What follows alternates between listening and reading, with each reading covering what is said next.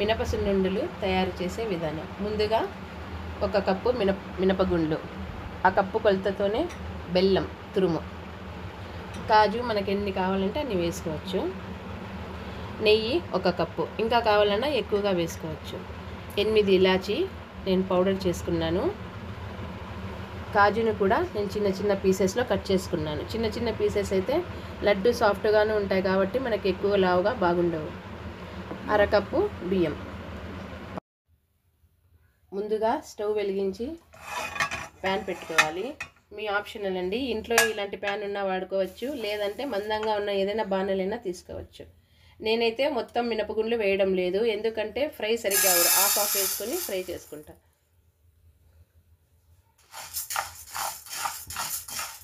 Pan వేడి అయ్యే వరకు హై ఫ్లేమ్లో పెట్టుకొని ప్యాన్ వేడైన తర్వాత లో ఫ్లేమ్లో పెట్టుకుందాం.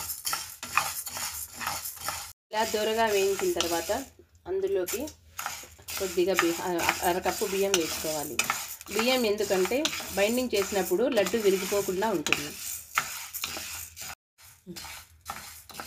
చాలామంది మధ్య మధ్యలో నెయ్యి ఎక్కువ వేస్తారు, కానీ ఆ క్వాంటిటీ అంత వేయడం వల్ల రవ్వ మాదిరిగా వస్తుంది.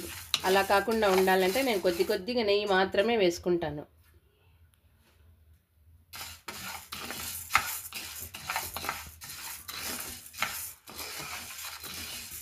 గోల్డెన్ బ్రౌన్ వచ్చినంత వరకు మనం వేయించుకోవాలి. అప్పుడే మనకు ఈ గుండ్లు అనేది పర్ఫెక్ట్గా ఉంటాయి, టేస్ట్ కూడా బాగుంటుంది. చాలామంది ఏమంటారంటే మీరు చేసిన లడ్డు టేస్ట్ ఉండవండి, మీరు చేసిన విధంగా చేసింటే అలా లేవు ఇలా లేవు, మీరు ఏమైనా మాకు తెలియకుండా వేసినారా అది ఇది అంటారు. కానీ అవన్నీ ట్రాప్. మెయిన్ వచ్చేసి మనం చేసే విధానం పర్ఫెక్ట్గా ఉంటే అన్నీ సూపర్గా కుదురుతాయి. గుండ్లని ఇలా గోల్డెన్ బ్రౌన్ వచ్చే వరకు వేయించుకొని చల్లార్చుకోవాలి. మిక్సీకి పట్టిన గుండ్ల పౌడర్లలోకి కొద్దిగా బెల్లం తురుము వేసుకుంటూ రుబ్బుకుంటే బాగా మిక్స్ అవుతుంది.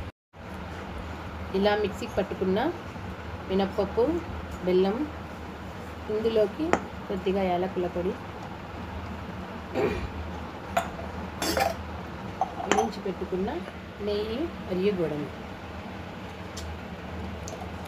చాలామంది కొంచెం కూడా వేసుకుంటారు, కానీ అంతా మిక్స్ అవ్వాలంటే అంతా వేస్తేనే బాగా మిక్స్ అవుతుంది. ఇప్పుడు నెయ్యి వేసి బాగా మిక్స్ చేసుకోవాలి. కొద్దిగా వేడి ఉన్నప్పుడు మిక్స్ చేసుకుంటేనే వంటలు కట్టుకోవడానికి ఈజీగా ఉంటుంది. తర్వాత చేతితో నీట్గా కలుపుకుంటే నెయ్యి అంత పౌడర్కి పట్టుకుంటుంది. అప్పుడు ఇలా చేసి ముందు చూడాలి. అప్పుడు ఈ వంట అనేది పర్ఫెక్ట్గా వచ్చిందా లేదనేది తెలుస్తుంది. అప్పుడు ఒక్కొక్క వంట ఇలా జాగ్రత్తగా చేసుకోవాలి. కొంచెం వేడి మీద ఉంటే వంట బాగా కట్టుకుంటుంది.